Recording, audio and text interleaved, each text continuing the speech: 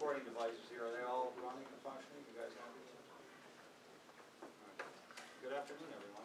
What a big crowd today. My name is Richard Hartunian. I am the United States Attorney for the Northern District of New York. And as you can see here, we are joined by an array of federal, state, and local and tribal law enforcement officers, all of whom have participated in some very significant events today that we want to announce. We have a number of folks here. I have a list that I'm going to go through. You can probably chat with these folks later, or if you have some questions, but we'll have some remarks made. I'll be making some remarks. We're joined here by Homeland Security Investigations Special Agent in Charge from Buffalo, Jim Spiro. We have DEA's Assistant Special Agent in Charge out of the Albany office, Jim Burns. CBP Chief, Customs and Border Protection Chief John Pfeiffer is here. The New York State Police Troop B Major Rick Smith is with us. We have tribal representatives, Chief Andy Thomas from the St. Regis Mohawk Tribal PD.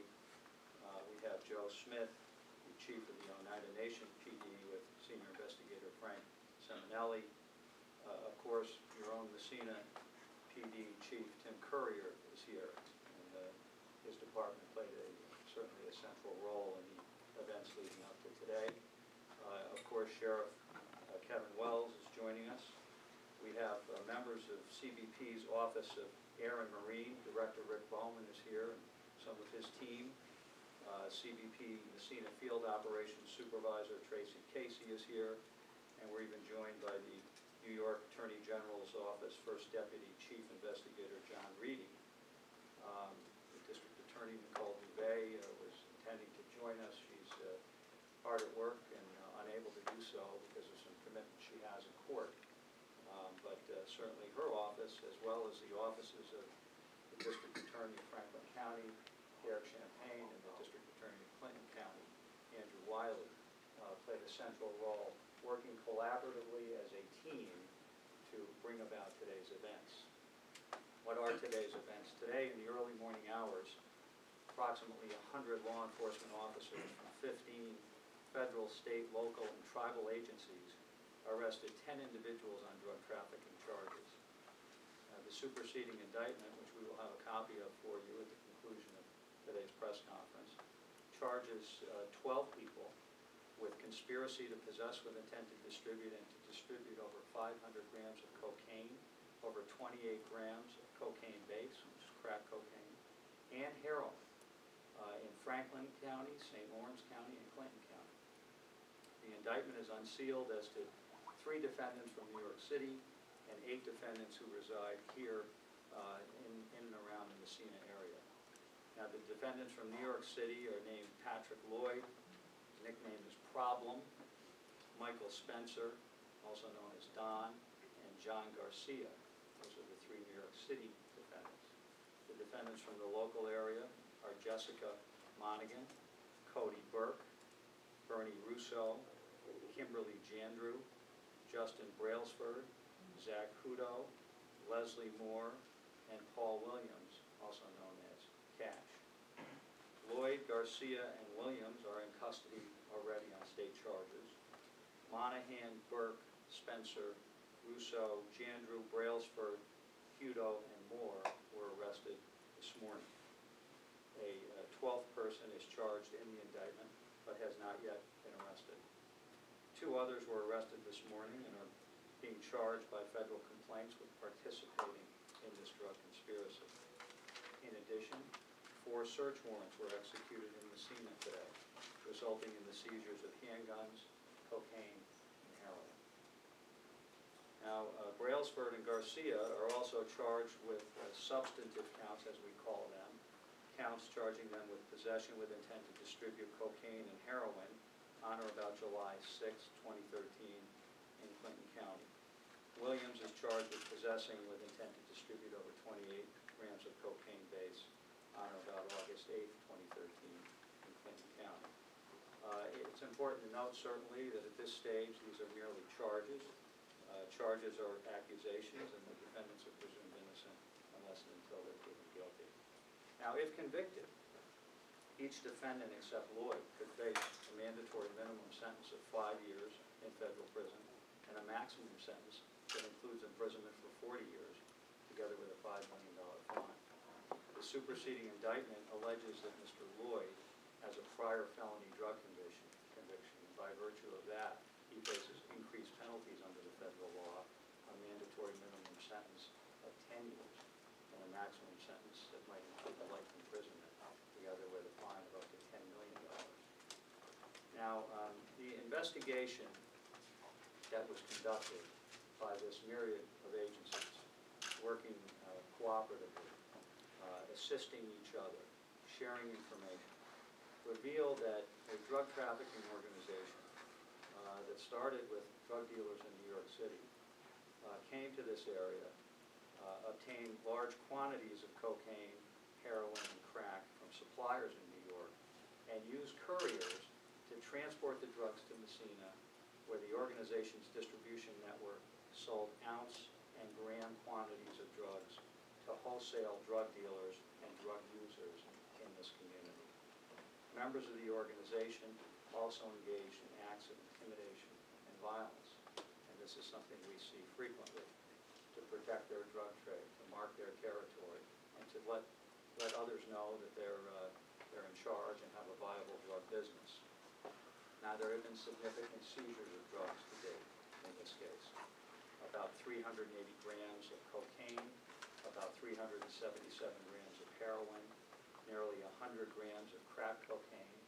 In addition, 5 handguns were seized and over $11,000 in cash.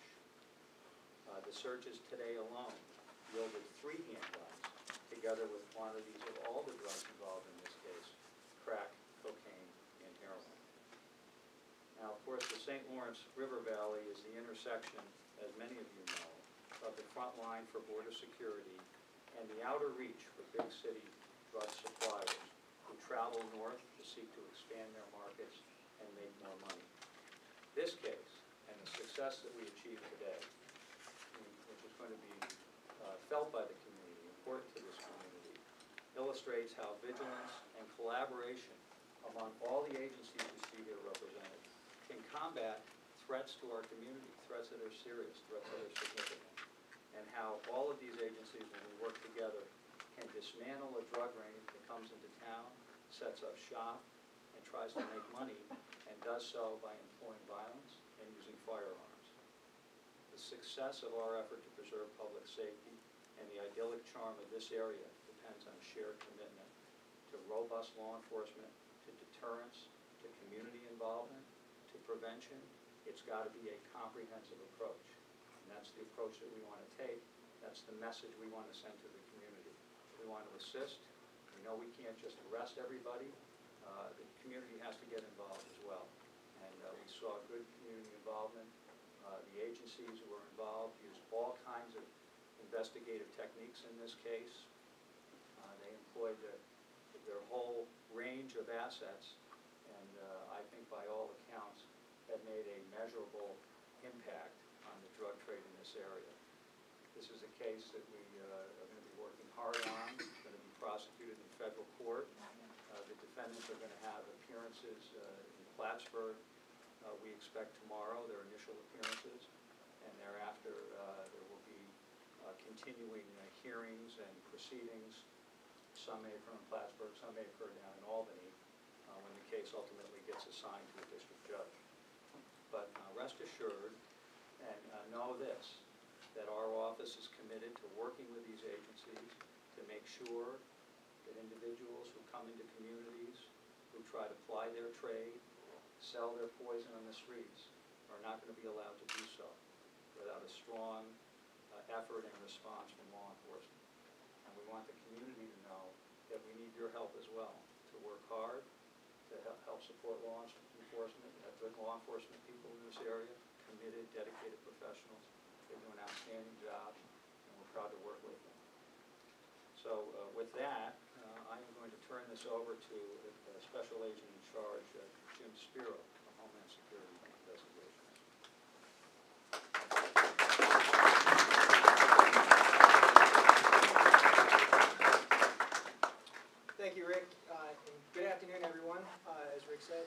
name is James Spiro, and I am the Special Agent in charge for Homeland Security Investigations in Buffalo, New York. We're here today to announce the disruption of a significant drug trafficking organization. The suspects arrested today stand accused of distributing heroin and cocaine throughout the Massena area, the reservation, and in some cases on into Canada. In addition to spreading their poisons throughout communities, this organization was also engaged in a turf war that created a culture of threats, intimidation, and violence. Today, we have taken significant steps, first steps, in dismantling this organization and making our communities safer. My agency, HSI, is responsible for the investigation of cross-border criminal activity and transnational criminal organizations, but no one agency can do that alone. That is why back in January 9th, 2012, we opened the Massena Border Enforcement Security Task Force, better known as the Massena BEST. BEST teams were developed as a comprehensive approach to identifying, disrupting, and dismantling criminal organizations posing significant threats to border security. HSI may administer the BEST, but it truly is a round table. And the way it works is that each member agency gets to bring their own cases to the BEST, and we all work them together, just like we did in this case. Successful investigations like this one, conducted by the Massena BEST, would not have been possible without the strength of our partnership. That is the key to upholding public safety in our communities. The Massena BEST is comprised of approximately 30 dedicated law enforcement officers, made up of, from all the different agencies that you see up here today, as well as some others. Our strength lies in our partnership. Securing our border is a monumental task. The challenges are such that we have to work together. This successful investigation we are announcing here today is a testament to the concept of cooperation in law enforcement. I thank each and every person up here with me today and every law enforcement agency who participated in today's operation, as well as all of our BEST members, including Canadian law enforcement, our federal law enforcement partners, state, local, and tribal law enforcement partners for their outstanding partnership. Especially want to thank U.S. Attorney Rick Hartunian for his leadership in this law enforcement endeavor, and also wanted to note the great work done by our resident agent in charge here, Russ Lindstad, for helping to coordinate today's activity, and the prosecutor who was working with very closely, Dan Gardner, for all of their efforts in bringing this group and this organization to justice. Thank you. Thank you.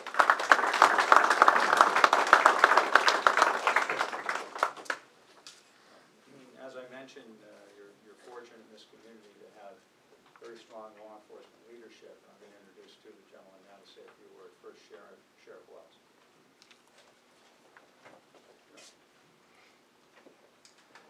I just want to echo the comments that have already been made, and the fact that interagency cooperation is the key to law enforcement no matter where you are. You're not going to be a successful law enforcement agency, you're not going to be able to help your community, you're not going to be able to be part of the solution if you don't have interagency cooperation. And one thing that's been shown to this greater Massena community and the Tri-County area here, really, all the way up to Clinton, is the fact that we will, as law enforcement agencies from the federal to the state, to the county, to the local level, we will work together, and we will be out there to provide protection for our communities. And it'll be a concentrated effort in the areas where the problem seems to be that much worse, and that's the case of what these arrests were and what this was based on. But we'd like to thank the communities that we represent for the fact that without you, without not only your support on a daily basis, but also being some eyes and ears, and if you see something, say something. As far as what you're seeing from National Homeland Security, that's even more important on the local level. You see something, say something. We as police agencies can't be everywhere, so we need your cooperation. And I'd like to thank all the law enforcement partners here as the host agency of the San Juan County Drug Task Force, all the local agencies that work with us, and for the fact that our people that work with the BEST team every day, I know they're challenged every day with the problems and the issues that are there, but I know that they have good leadership with Russ, and I know they're well taken care of, and my people are up there working with them. So thank you very much.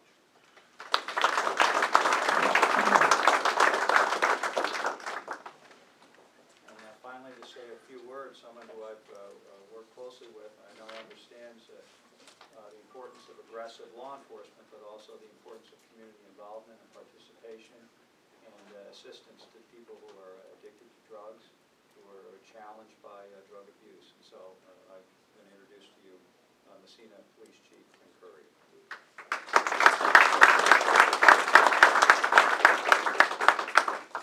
Thanks, Rick. Good afternoon, everyone.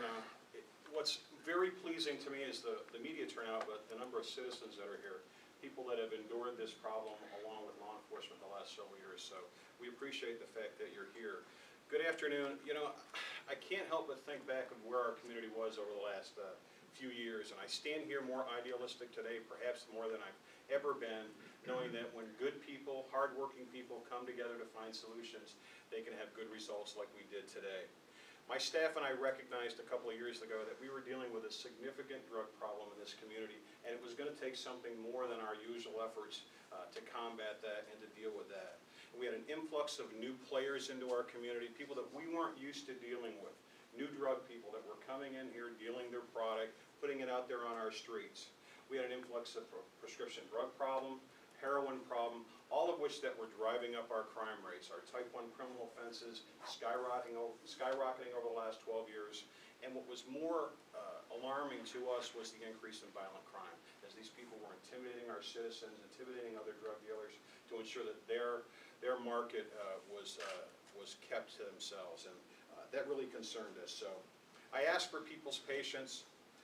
I had a number of citizens. I can't tell you how many times people on the street or people would call my office with problems. I asked for your patience. I heard you. We heard you. And today's a great day for those good citizens here in Massena. Today's actions demonstrate the resolve of your police department, your local government, Mayor Heidi and the village trustees, the district attorney's office, the St. Lawrence County Sheriff's Department, our county, state, federal law enforcement agencies, and the United States Attorney's Office.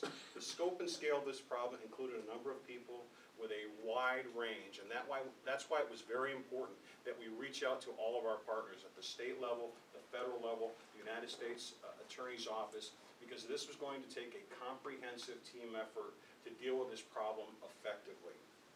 If you would indulge me just a few minutes, I have a few people I want to thank on behalf of the village. I'd be remiss if I didn't take that opportunity. First, my great staff that are out there every day, who deal with this drug problem on the streets. They work the incidents, they're developing the intelligence. A lot of that intelligence which was very instrumental in leading this investigation and getting to where it was. And they stand in harm's way every single day. I'm very proud of them.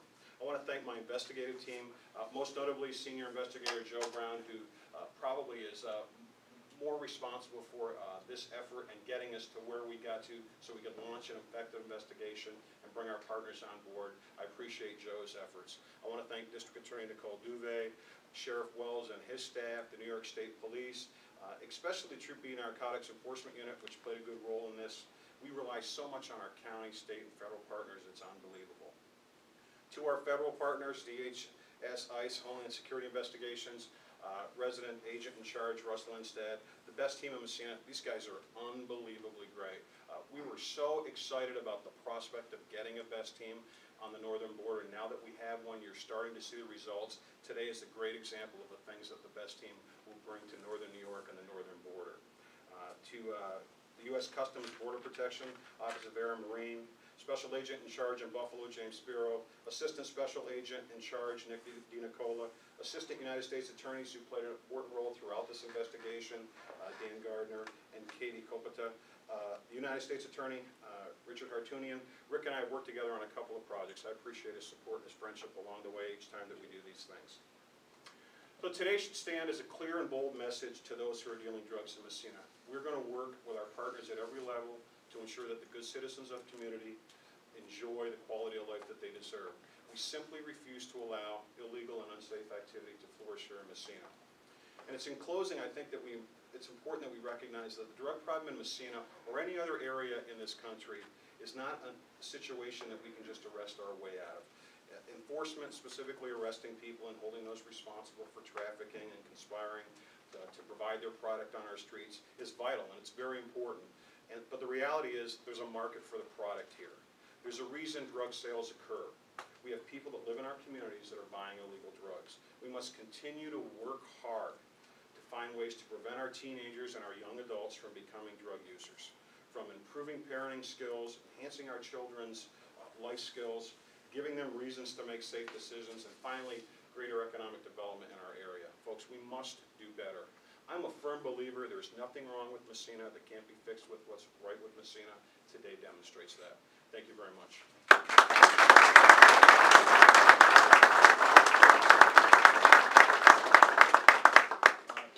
That concludes our prepared remarks. As I said, the district attorney had planned to be here. She's tied up in court, but we're going to have a packet of information for members of the press. So you'll have some of the names.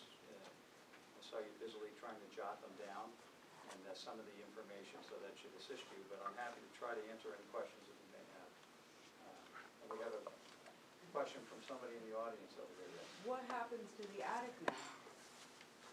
Well, as the chief mentioned, we in law enforcement understand that this is a two-sided problem. It's not just a problem that we can address by arresting people.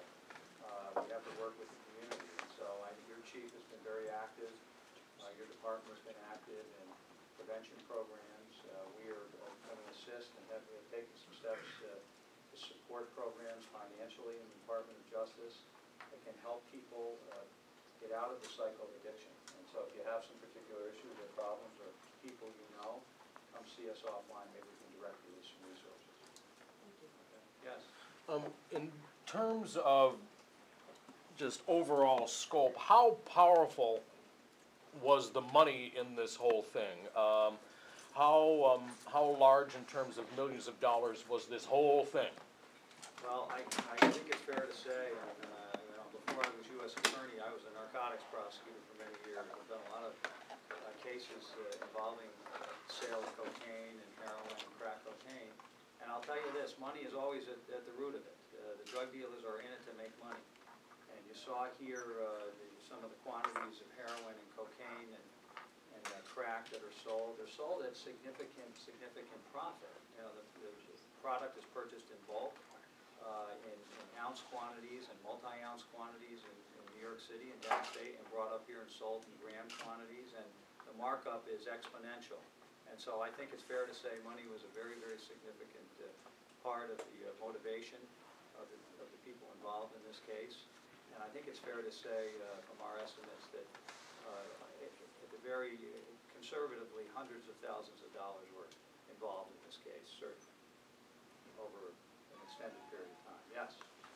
There was some concern from residents locally seeing the helicopters overhead as to why today, the first day of school, was chosen to execute such, Well, I'll make a preliminary comment about that, and then I'm going to turn it over to our HSI special agent in charge. And I'll tell you this, when we conduct operations, we do so with two things in mind. Making sure that the officers involved are safe and prepared for whatever they may face, and making sure the public is safe and secure as well. So those are always our overarching considerations. So I understand that the noise created quite a stir today, and we're hopeful that it didn't upset anyone. The reasons for it were very sound and important. But I'll turn it over to Special Agent in Charge Spiro. Thank you, Rick. And as Rick said, I mean, we had some intelligence that was developed as part of the investigation that identified certain places that we were going to be going to this morning, either executing criminal arrest warrants or executing federal search warrants that were going to be what we consider high-risk targets. And because they were high-risk targets, we had to make sure that we could ensure the safety of the officers who were participating in the operation as well as the community. And that's why you saw our air support up there, as well as several of our tactical teams as well from many of the different members of the team. So it was all to make sure that we did everything that we could to minimize potential danger or risk to the officers involved in the operation as well as the citizens. Yes? John Pryor with Channel 7 in Watertown. Yes. Is this a frequent method of operation that you're starting to see now where city dealers in metropolitan areas like New York City, Buffalo, Rochester, even the closest Syracuse, target a small rural area outside of the hectic life to set up shop and then come in, and then all of a sudden it's infiltrated by not one, but maybe 2, 3, or 4 people, and you start getting the internal turf wars involved as well. Is this something new that you're seeing, or is this something that has been ongoing and it's just starting to really come to the forefront here? I think we're starting to see it more in northern New York, although it's a pattern that I've seen repeated in some of the other larger cities that you mentioned. But it just goes to show and demonstrate how pervasive the problem is and what the lure of the easy money is all about. Because certainly the product that's sold in New York, perhaps cocaine or heroin sold for $20 or $25 a gram, fetches a much higher price up here in rural areas where it would not have been ordinarily readily available. So we see this as a continuing, ongoing, and growing problem here, one that we intend to address with activities, law enforcement efforts like today's efforts, and we're going to continue to be vigilant about this as we work with all our partners across the border. You know, we have a strong interest in securing our northern border. We do a lot of work in that area.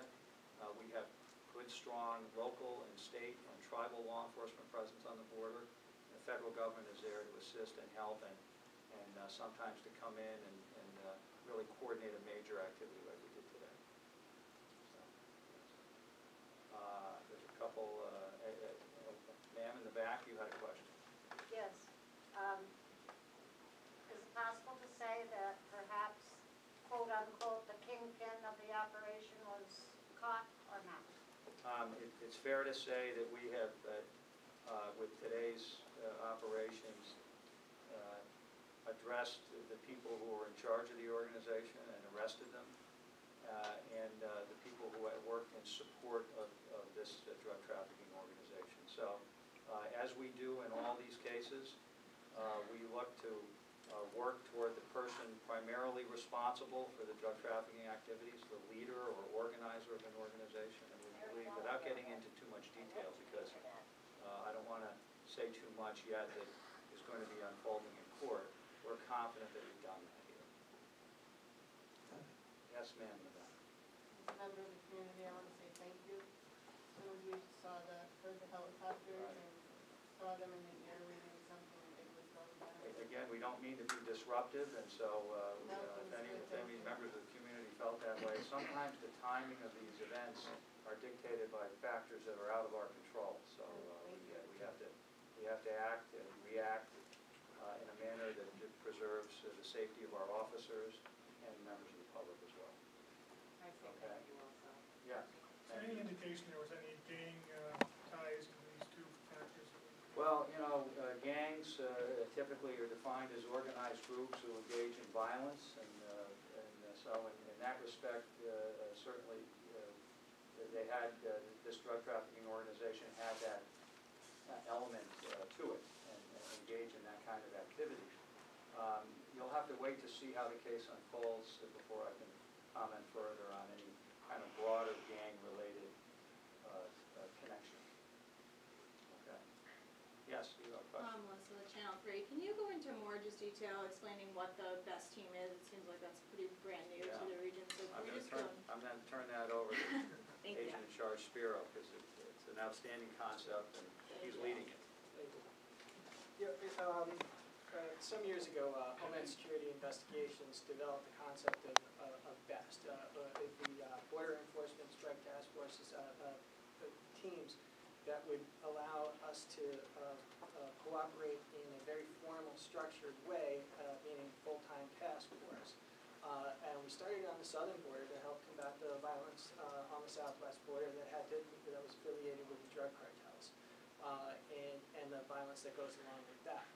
So we realized a lot of success as an agency that when we pool our resources together, different agencies get to bring different authorities, different contacts, different perspectives, different ways of looking at or attacking an international organization or an organization that's committing crimes on two sides of the border, in this case the U.S.-Canadian border. And so with the success that we realized on the southwest border, we then began exporting that model to different cities throughout the U.S. And we grew up to about 30 BEST teams. And the BEST team that we opened here in Massena in January 2012 was is one of the nation's flagship best teams. And one of the things that makes it a flagship best team is the level of support and partnership that we have, both internationally, but also with our state, local, and federal partners as well. The officers, the dedicated sworn law enforcement officers, are sitting together side by side, working on cases like this, and that's what gives us a much better opportunity to identify a larger organization like this and be able to execute and safely execute an operation like today that does go a long way